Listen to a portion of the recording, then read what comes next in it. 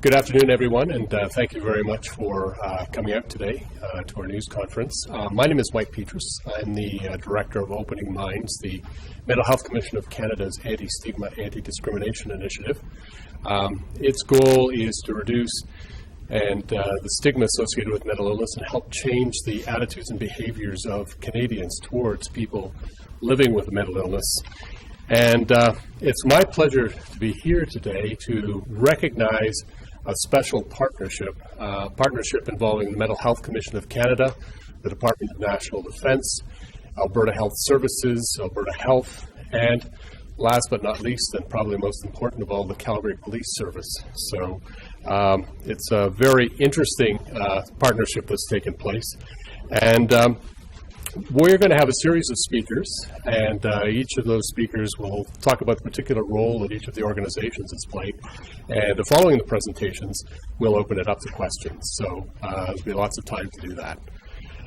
R2MR, which is the Road to Mental Readiness, is just a short term or a short form that we use for it, was developed by Lieutenant Colonel Bailey and her team for the Department of National Defence.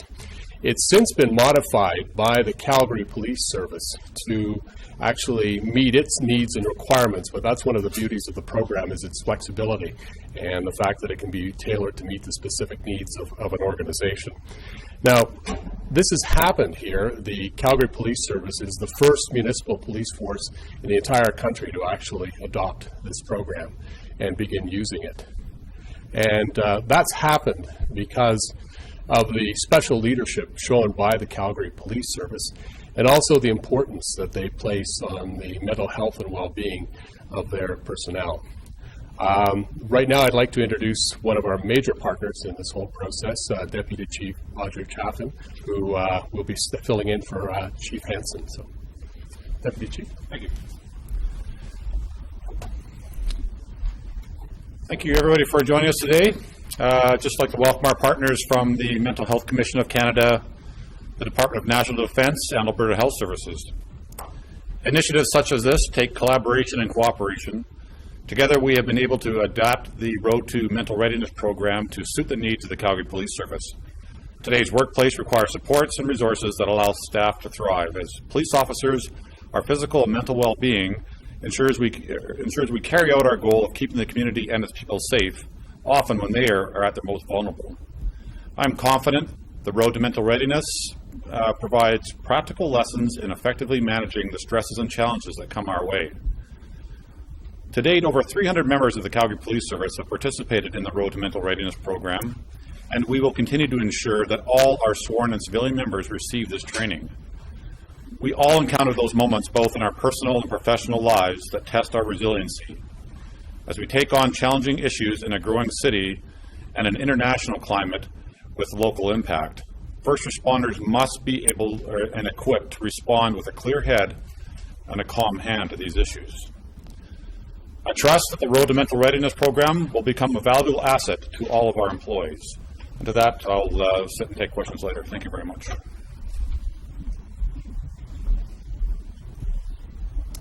Thank you, Deputy Chief.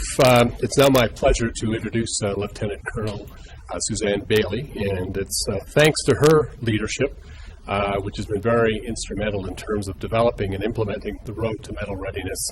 By sharing her knowledge and experiences, she's helped improve the mental resilience of members who are in the Canadian Armed Forces, as well as those people who will soon be using and adopting the Road to Mental Readiness for their requirements. She currently serves as the Mental Health Education Advisor with the Mental Health Education Advisory Committee and sits on the NATO Working Group on Mental Health Education.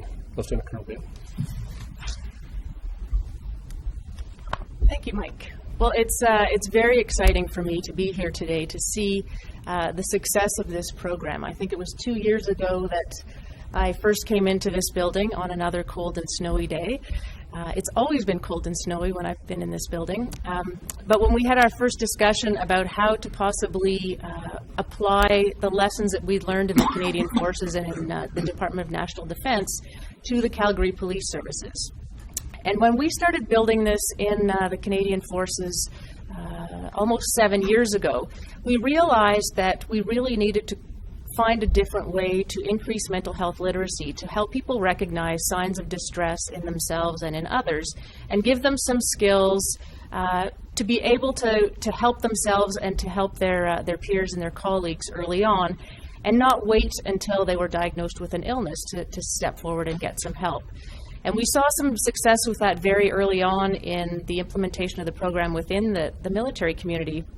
And it didn't take long for people to start saying, have you thought of how this might help police officers, firefighters, paramedics, other first responders that are out there? So it's very exciting to see that it has been fully embraced by the Calgary Police Service and that they're getting such good feedback.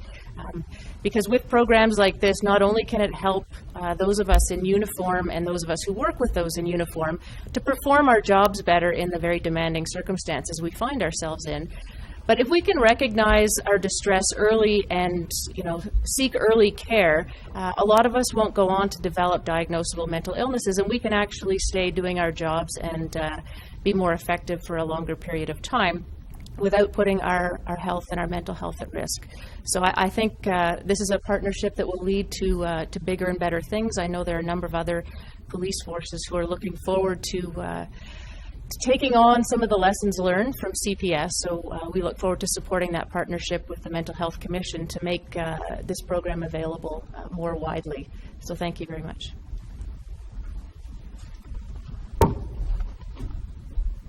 Thank you, Suzanne. Up next is Edward Mantler. He's the Vice President of Programs and Priorities with the Mental Health Commission of Canada.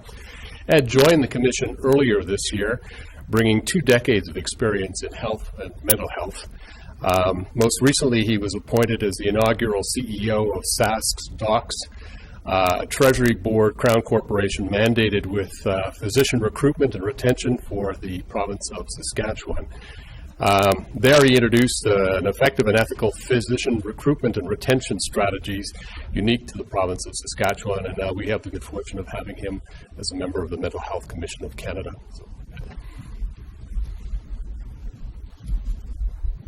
Thank you, Mike, and on behalf of the Mental Health Commission of Canada, thank you all for inviting us to be part of this very important announcement. It's an honor to be here with such esteemed leaders in workplace mental health.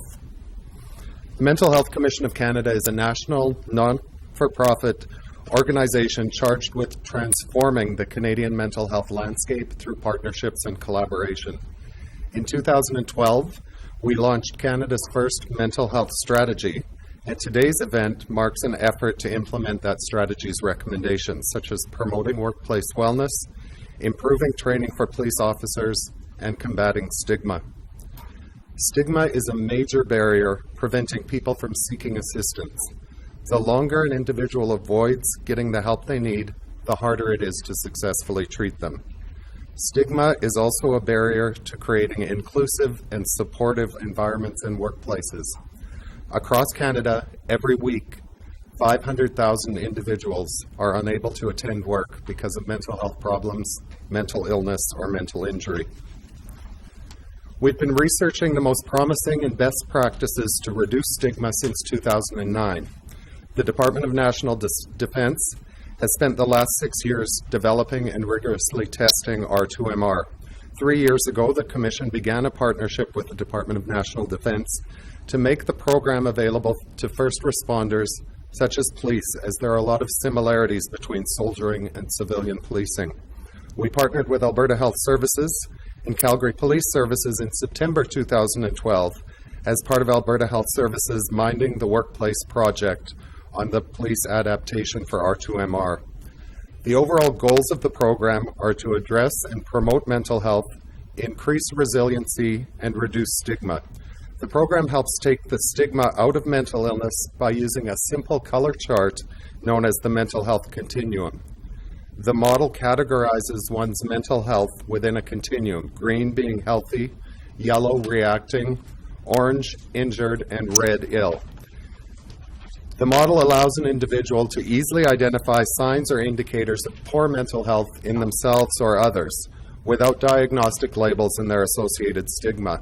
And the model stresses that individuals can move along the continuum. For instance, if one ends up in the red or ill phase, it's possible for he or she to recover and move back towards the green, healthy phase. The model also teaches, most importantly, appropriate actions or coping skills that one can take for themselves or others at each point along the continuum to return to green and or to stay in green. Testing has shown that the road to mental readiness is highly effective at achieving its key objectives. Evaluation results in various organizations show statistically significant reduction in stigma and increases in resiliency skills. The Calgary Police Service has a strong reputation for providing support for the mental well-being of its members. It's added to that reputation by becoming a champion for mental health in the workplace. It's the first municipal police service to use the program, and since CPS began developing the R2MR program, at least 10 other police services or organizations across Canada have committed to delivering the program. CPS has actually been providing training and support to some of these agencies. This project is an excellent example of a very worthwhile and productive collaboration involving various levels of government: federal, provincial, municipal, Department of National Defence, Alberta Health Services, CPS, and the Commission. There's momentum to accelerate the changes called for in the mental health strategy for Canada. We cannot stop now. Thank you.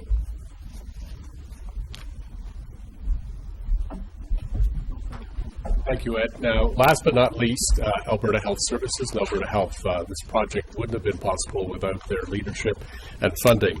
Alberta Health Services received grant funding from Alberta Health to develop and implement and evaluate initiatives that address mental health in the workplace, and the Road to Mental Readiness is the result of that funding. We have Dr. Michael True with us today from Alberta Health. Dr. True is the Chief Addiction and Mental Health Officer for Alberta. He was appointed last year to coordinate the psychological and social response for flood victims in southern Alberta. And he also helped with the development of Creating Connections, Alberta's addiction and mental health strategy. Dr. True.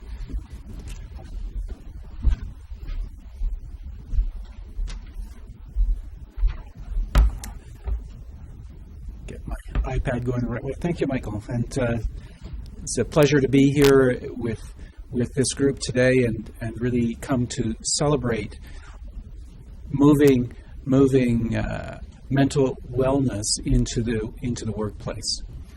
I think what's most notable about this is that we have leadership from national, provincial, and of course here at the Calgary Police Service saying that mental wellness is important, and that not only that mental wellness is something that we can plan about. We can do something about it.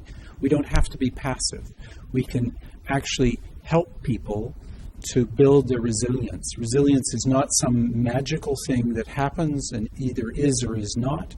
It is something that we grow and we can develop, and in fact, this is a program that helps people develop just that.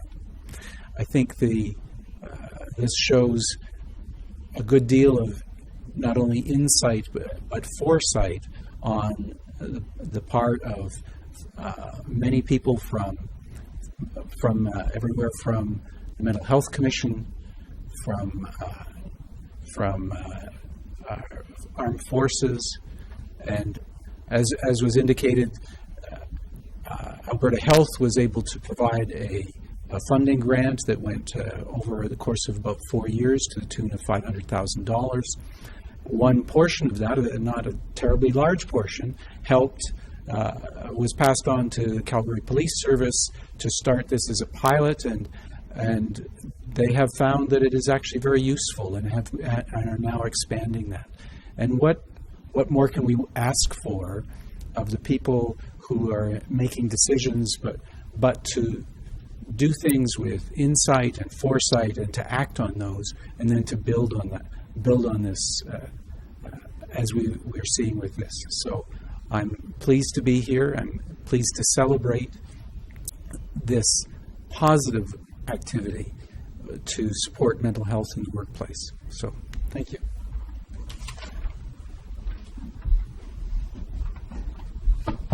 Very much, Dr. True. And I'd like to thank all of our speakers, actually, and the importance that they placed on mental health in the workplace and this special partnership that made that happen. And as Ed Mantler mentioned, at least 10 other police forces across the country have now committed to implementing it. There are another 10 that are looking for formal approval, and we've had inquiries from an additional 10 organizations on top of that. And it all started here with the Calgary Police Service in terms of looking at spreading it. Of course, not to at all undermine that it was actually the D&D that was the originator of this. At this point, our panel is open to take questions from the media, and if you want to just put up your hand, we'll just sort of go through order as I see people, and if you can indicate who you'd like to speak to.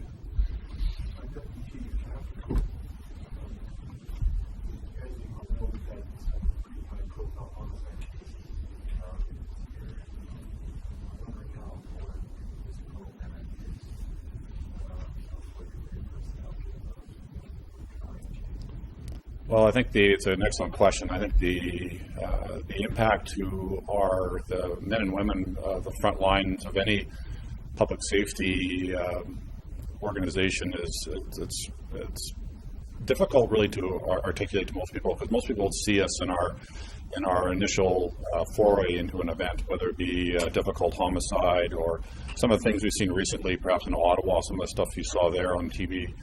What happens later is the challenge for us. It's when those people go home after they've done their job, after they've fulfilled their role in terms of ensuring the public is safe again, is making sure they're able to cope, they have those resiliency skills, and they actually have the courage and the confidence to speak up when they're not doing well, or have those signs be recognized by their peers. These are commitments our organizations like Calgary Police must simply make to everybody that works here. And it's not just the obvious, it's oftentimes the unobvious. It shows up probably as much in their personal lives as it does at work. It's those hidden moments where they're really struggling to cope, to manage themselves in a complicated world. And we don't know which day we're going to put to work, we're going to put up with we're going to see these events. So it's programs like this are so critically important to help us recognize it in ourselves, help us recognize it as peers, and then be able to put services in front of these people to help them cope better. I think I couldn't be more pleased with the acceptance of the program by our people to start with. It's a very good program, but it's only as valuable as the willingness of people to take it. The first 300 that have taken it have given it extremely high praise for its value and its actual meaningfulness within the workplace and its meaningfulness at home. And that's probably the points that aren't well known often.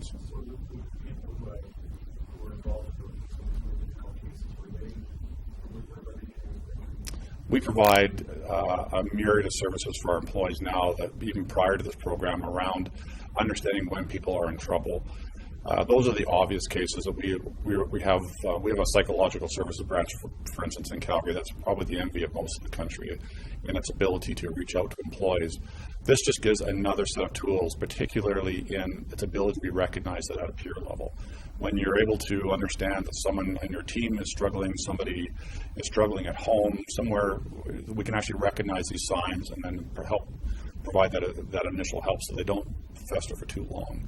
That's a problem we've seen in the past. We've had, anybody who's been in this business long enough will have seen on those occasions where things have festered for far too long and then they become big problems. This is when you start hearing language like PTSD and things come up, is when it's really gone on for a very long time. And we're hoping these are very preemptive, very proactive strategies and help us to understand it earlier. And as I've said here several times, it's about the stigmatization of it, is breaking that away so people know it's okay to talk about it. It's okay to come forward and say, actually, I do recognize you're struggling, or I do recognize I'm struggling, and I need some help. And that's the true value of programs like this.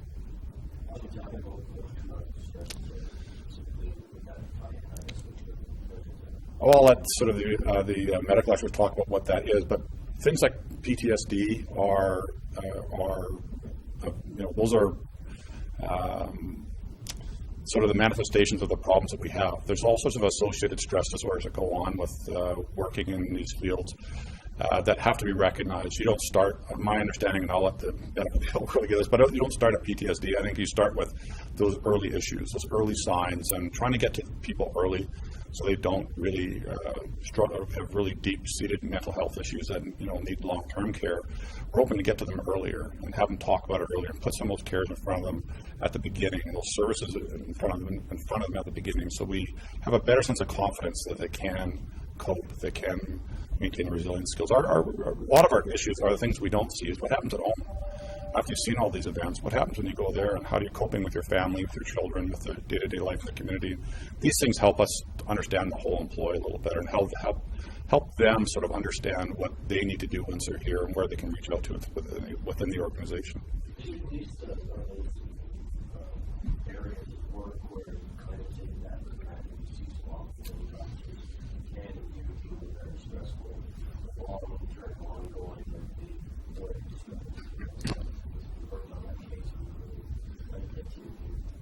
We're not that far removed from a culture that asked our employees to suck it up. If you're talking 20 and 30 years ago, that where we would sort of, those issues of stigmatization occurred because of attitudes like that. I think we've come a long way to recognize that that's not the reality, that our employees need support and they need help. But going to difficult calls, whatever it may be, can sort of bring those mental wellness issues forward. And we want to make sure as an organization, we're the organization that our employees know they can come to and ask for that kind of support. So. Chief, you mentioned a couple times that this was the first police service to have a modified version of this into the program. But for the Calgary Police Service specifically, is mental health a quiet problem that really warrants this kind of program, or is this more so of a preventive measure to hope that these types of more serious mental health illnesses don't show up? Well, we know they're going to show up. We know in every walk of life that mental health challenges are becoming one of the fastest rising health issues the community will have, and we're not immune from those issues. Policing is not immune.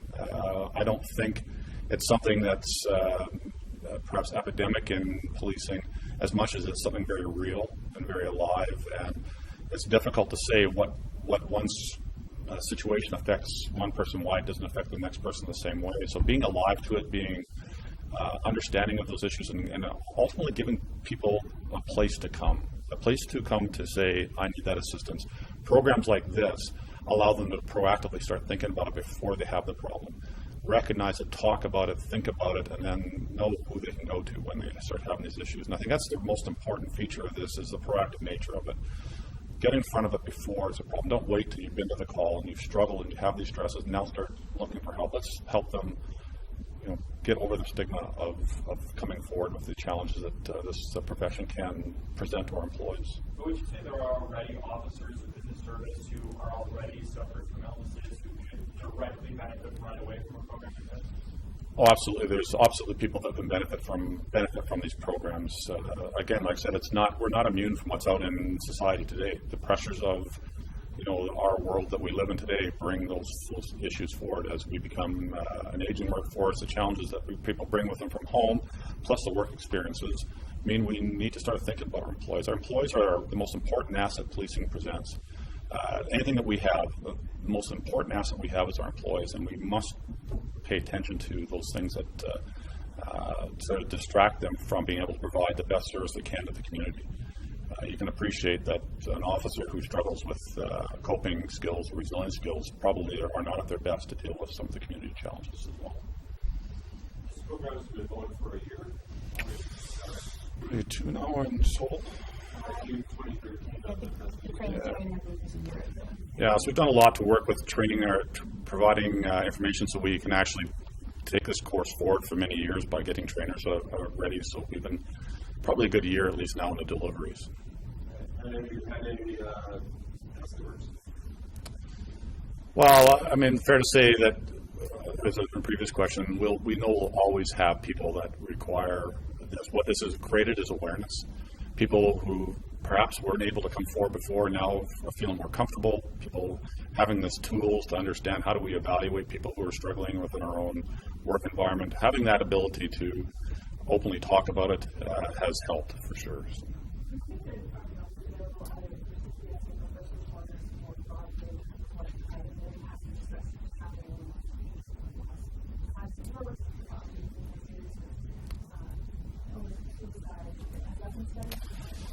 do measure through all of our services we provide for wellness services, that those sort of things, try to understand them better.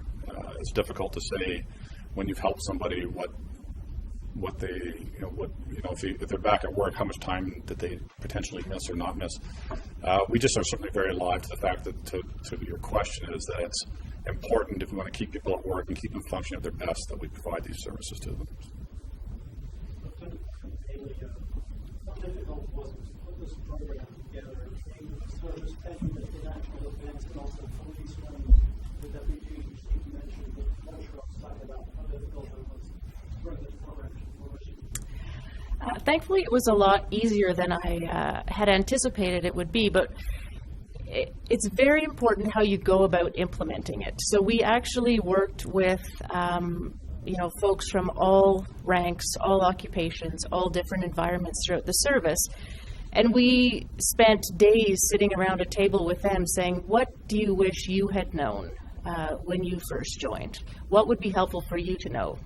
Because it doesn't matter what I think is a good idea for them to know. If it's not relevant and doesn't resonate with them, then it's not going to be very effective. So one of the reasons why this program has been so successful, both within DND and then as well as within CPS and other organizations, is that it's tailored and adapted each time to meet the actual identified requirements of that target audience. So after we asked the soldiers, the sailors, airmen and women what they wanted to know, even what language they wanted to know it in. I mean, that's what the continuum developed out of, because they didn't want to know the diagnostic criteria for the various disorders. In fact, they said they don't even care what the disorders are. They want to know what the behaviors are that would indicate that they're starting to be distressed or their buddies are starting to be distressed. Because in our 2002 StatsCan mental health survey that has just been repeated, we're just starting to get results back, but about 90% of the military members who screened positive for further assessment for a possible mental health disorder didn't recognize that they had a problem for which help would be beneficial for them. So the continuum is a way to really get people to self-identify and say, okay, if I'm not sleeping, my eating habits have changed, I'm isolating and withdrawing, I need to pay attention to all of those things. And you can notice that in your peers and colleagues as well. So that's what makes it really useful and very relevant to the target audience. It's in their language, it's what they want to know. So it makes it a lot easier to implement when they tell us what it is they need. Could you provide maybe a couple of common examples that you've seen at DND?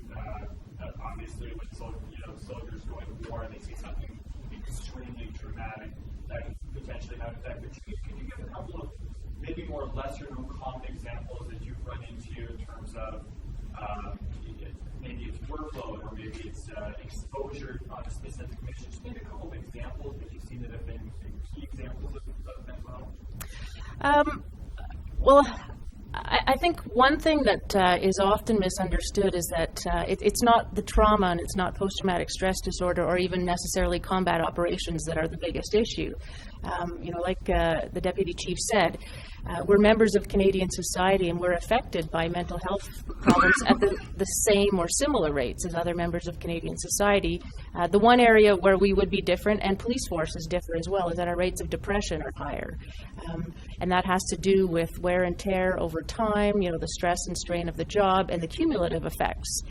So we do see a lot more depression than we do see trauma, both in the police world as well as in the Canadian Forces. And other disorders, we have, alcohol misuse and dependency issues, some social phobia and social anxiety as well, which are fairly common.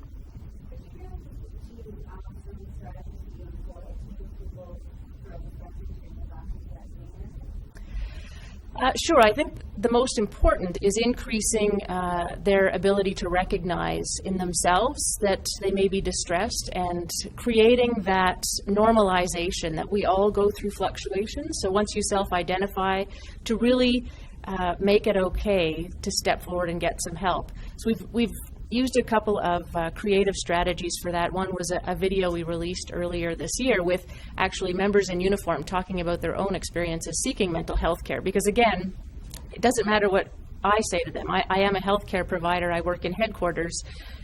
they expect a certain message from me. But if they see, a master warrant officer who's in the infantry who's been in combat and says, yeah, I went to get help, and because of that, I'm still in uniform and I'm still able to do my job, that resonates with them to a far higher degree. But we also teach them a number of coping skills, and it's the same as with our physical health. If we want to stay physically healthy, we need to eat well and exercise and get sleep and all that stuff that we read in those magazines. With our mental health, there are certain things we need to do as well. So we teach them very simple things, like even goal setting, to break overwhelming tasks into smaller chunks so that you can just, take one step at a time. We talk about self-talk, and I think for a lot of people, they don't recognize that they actually speak very negatively to themselves in their head. And if we can even just recognize that and change some of our negative self-talk to positive, that can have a huge impact on the stress hormones we produce, which then affects how we interact with people, how we perform on the job. So a number of different strategies like that, and they're the same ones that are in the program being taught here at CPS as well. Can you comment on the culture shift that you're talking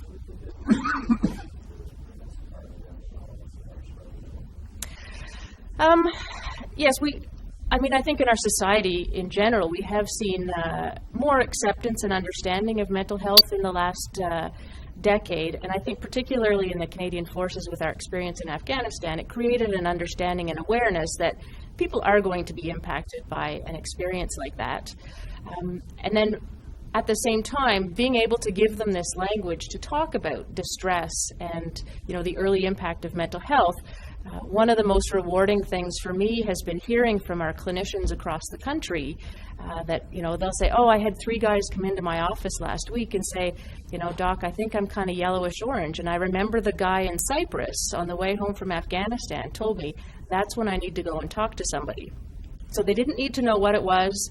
They didn't need to be able to diagnose it. They just, remembered that when they kind of are halfway down that continuum and starting to experience sleep distress or whatever the symptom is, that's when they need to go and seek help. So we've seen a huge shift in earlier help-seeking behavior. In 2002, it used to take an average of 5 to 7 years before a soldier would come forward for care when they were pretty sure they were impacted by a mental illness. Some of the research that came out of our clinic in Edmonton a few years ago with one of the rotations coming back from Afghanistan showed that when they came in for their post-deployment, enhanced post-deployment screening, so about 6 months after deployment, half of those who were screening positive for further assessment at that point had already sought care on their own. So it's really creating that, it's giving people permission to go in and have things checked out. And we teach them in the program that there's absolutely nothing wrong with going in and saying, listen, I'm experiencing this and that. And if there's nothing wrong, we're happy as clinicians to say, that's absolutely normal, let's continue to monitor it. But we really want to reinforce not to wait until you're pretty sure you have a full-blown illness to come in, and that earlier treatment generally leads to better outcomes.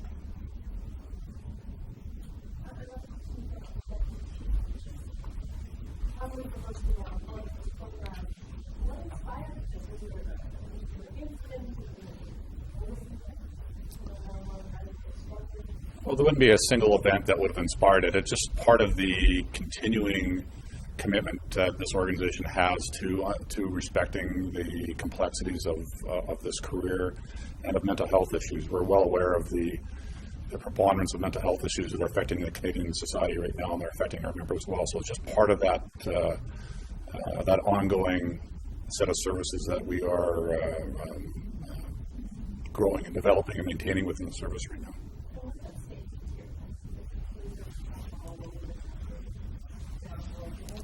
What's at stake is obviously not providing the quality of public service that we do currently.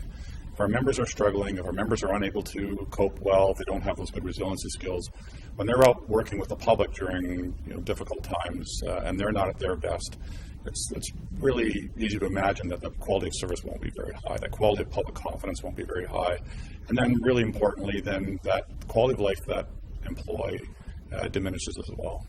It's really very sad to see someone who struggles with this sort of illness. Probably all of us know these people now.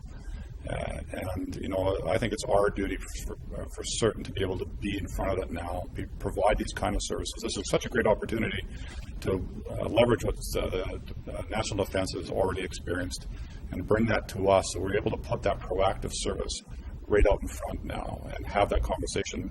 In our careers, that wouldn't have happened 30 years ago, to have that conversation. We would have very much expected people just to quietly go about their business and leave that alone.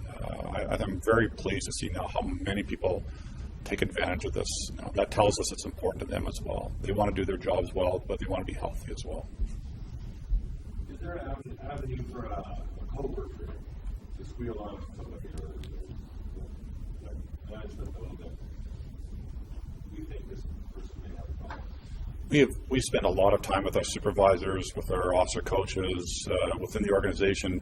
We certainly wouldn't go down the road of squealing as much as being accepting that shared responsibility that our sense of wellness is important to everybody. And if there's an opportunity to speak up, we would expect people to speak up and say someone needs some help. Through either personal conversations, through programs like this, or through conversations with supervisors or management, to say we think someone's got a concern, can you help? And I'd like to believe we're an organization that's very much willing to help. I had to point that out. But a co-worker is probably going to see an issue before the individual themselves.